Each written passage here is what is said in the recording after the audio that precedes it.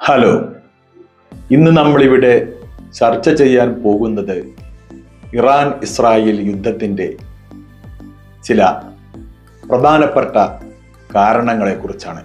ഇറാനും ഇസ്രായേലും തമ്മിലുള്ള ഇപ്പോഴത്തെ സംഘർഷത്തിനു പിന്നിൽ ദീർഘകാലമായുള്ള ചരിത്രപരമായ കാരണങ്ങളും സമീപകാല സംഭവങ്ങളും ഉൾപ്പെടുന്നു. അവകൾ ഓരോന്നായി നമുക്കിവിടെ വിശദമായി പരിശോധിക്കാം.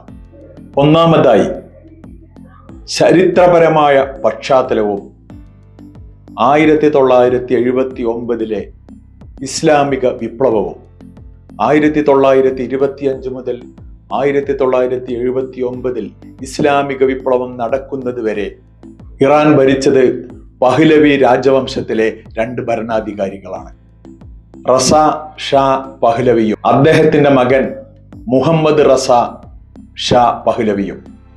ഷാ എന്ന അപരനാമത്തിലാണ് ഇവർ അറിയപ്പെടുന്നത്. ഷാ ഭരണകാലഘട്ടത്തിൽ അമേരിക്ക, ഇസ്രായേൽ, യൂറോപ്പ് എന്നീ രാജ്യങ്ങളുമായി ഇറാന് വളരെ അടുത്ത ബന്ധമാണ് ഉണ്ടായിരുന്നത്. എന്നാൽ 1979 നടന്ന ഇസ്ലാമിക വിപ്ലവം ഷാ ഭരണത്തിന് ഇറാനിൽ അന്ത്യം കുറിച്ചു. ഷിയ നേതാവായ ആയത്തുള്ള റൂഹുള്ള ഖുമൈനിയുടെ നേതൃത്വത്തിൽ ഇറാനിൽ ഇസ്ലാമിക് റിപ്പബ്ലിക് ഓഫ് ഇറാൻ എന്ന പേരിൽ പുതിയ ഒരു ഭരണകൂടം നിലവിൽ വന്നു. എന്നാൽ 1979 ഇസ്ലാമിക വിപ്ലവത്തിനു ശേഷം ഇറാന്റെ നിലപാട് പൂർണ്ണമായും മാറി. ഇസ്രായേലിനെ ഒരു അധിനിവേശ ശക്തിയായും പാശ്ചാത്യ സാമ്രാജ്യത്വത്തിൻ്റെ ഉപകരണമായും ഇറാൻ കണ്ടു തുടങ്ങി. പലസ്തീൻ ജനതയോടുള്ള ഐക്യദാർഢ്യം ഇറാന്റെ വിദേശ നയത്തിൻ്റെ അവിഭാജ്യ ഘടകമായി മാറി. രണ്ടാമതായി, മതപരവും പ്രത്യയശാസ്ത്രപരവുമായ വ്യത്യാസങ്ങൾ. ഇറാൻ ഒരു ഷിയ ഇസ്ലാമിക റിപ്പബ്ലിക് ആണ്. അതേസമയം ഇസ്രായേൽ ഒരു ജൂതരാഷ്ട്രമാണ്. ഈ അടിസ്ഥാനപരമായ മതപരവും പ്രത്യയശാസ്ത്രപരവുമായ വേർതിരിവ് ഇരു രാജ്യങ്ങൾക്കുമിടയിൽ വലിയൊരു മതിൽ തീർത്തു. മൂന്നാമതായി, ഇസ്രായേൽ പലസ്തീൻ സംഘർഷം. പലസ്തീൻ ജനതയുടെ അവകാശങ്ങളെ ഇറാൻ ശക്തമായി പിന്തുണക്കുന്നു.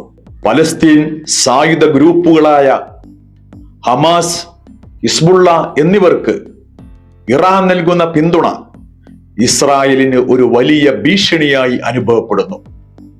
ഇത് ഈ സംഘർഷങ്ങൾക്ക് എരിവ് പകരുന്നു. നാലാമതായി, ഭൗമരാഷ്ട്രീയപരമായ മത്സരം. മധ്യേഷ്യയിൽ തങ്ങളുടെ സ്വാധീനം വർദ്ധിപ്പിക്കാൻ ഇറാനും ഇസ്രായേലും നിരന്തരം ശ്രമിച്ചുകൊണ്ടിരിക്കുന്നു. സിറിയയിലും യമനിലും നടക്കുന്ന ആഭ്യന്തര സംഘർഷങ്ങളിൽ ഇരു രാജ്യങ്ങൾക്കും വിരുദ്ധ താൽപര്യങ്ങളുണ്ട്.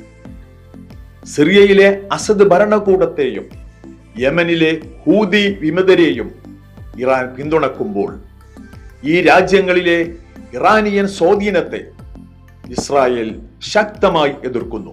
അഞ്ചാമതായി, ഇറാന്റെ ആണവ പദ്ധതി. ഇറാൻ ആണവായുധങ്ങൾ വികസിപ്പിക്കുന്നത് തങ്ങളുടെ നിലനിൽപ്പിന് ഭീഷണിയാണെന്ന് ഇസ്രായേൽ ഭയപ്പെടുന്നു. ഈ ആണവ പ്രവർത്തനങ്ങളെ തടസ്സപ്പെടുത്താൻ ഇസ്രായേൽ പലപ്പോഴും രഹസ്യമായി നീക്കങ്ങൾ നടത്തിയിട്ടുണ്ട്. ഇതിനെല്ലാം പുറമെ ഇരു രാജ്യങ്ങളും പരസ്പരം നേരിട്ട് യുദ്ധം ചെയ്യുന്നതിന് പകരം അയൽ രാജ്യങ്ങളിലെ തങ്ങളുടെ സഖ്യകക്ഷികളെ പിന്തുണച്ചുകൊണ്ട് പ്രോക്സി യുദ്ധങ്ങളിൽ ഏർപ്പെട്ടിരുന്നു. യമനിലെ ഹൂതികൾ, ലബനനിലെ ഹിസ്ബുള്ള, ഇറാഖിലെ ഷിയ മിലീഷ്യകൾ എന്നിവർക്ക് ഇറാൻ നൽകുന്ന പിന്തുണ ഇസ്രായേലിന് വലിയൊരു ഭീഷണിയായി മാറുന്നു. ഏഴാമതായി, സമീപകാല സംഭവങ്ങൾ. 2024 നടന്ന ചില നിർണായക സംഭവങ്ങളാണ് ഈ സംഘർഷത്തെ ഒരു നേരിട്ടുള്ള ഏറ്റുമുട്ടലിലേക്ക് എത്തിച്ചത്. ഏപ്രിൽ 1, 2024 സിറിയയിലെ ഡമസ്കസിലുള്ള ഇറാൻ എംബസിക്ക് നേരെ ഇസ്രായേൽ നടത്തിയ വ്യോമാക്രമണമാണ് ഈ സംഘർഷത്തിലെ ഒരു പ്രധാന വഴിത്തിരിവ്. ഈ ആക്രമണത്തിൽ ഇറാനിയൻ സൈനിക ജനറൽമാരും മറ്റു ഉദ്യോഗസ്ഥരും കൊല്ലപ്പെട്ടു. പെട്ടെന്നുള്ള ചില കാരണങ്ങൾ.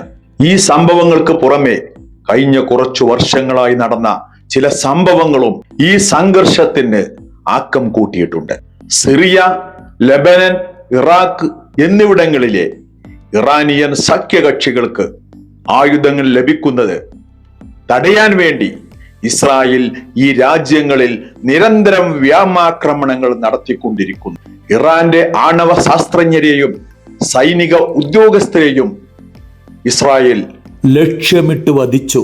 കടലിൽ ഇറാനും ഇസ്രായേലും പരസ്പരം ആക്രമണങ്ങൾ നടത്തി.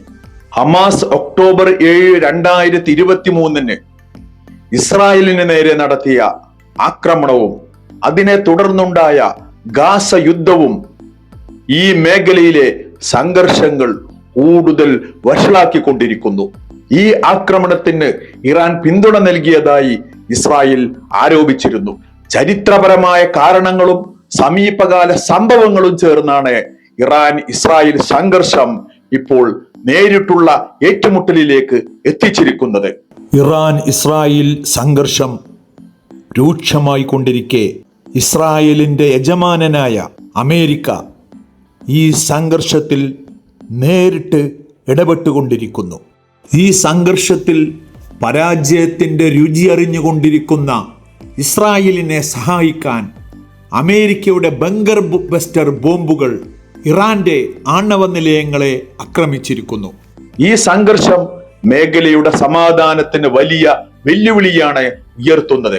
യുദ്ധം നാശം വിതക്കുന്നു, സമാധാനം ജീവൻ പകരുന്നു. ആയുധങ്ങൾ മൗനമാകുമ്പോൾ മനുഷ്യത്വം സംസാരിക്കുന്നു. കൂടുതൽ വിവരങ്ങളുമായി അടുത്ത വീഡിയോയിൽ കാണാം.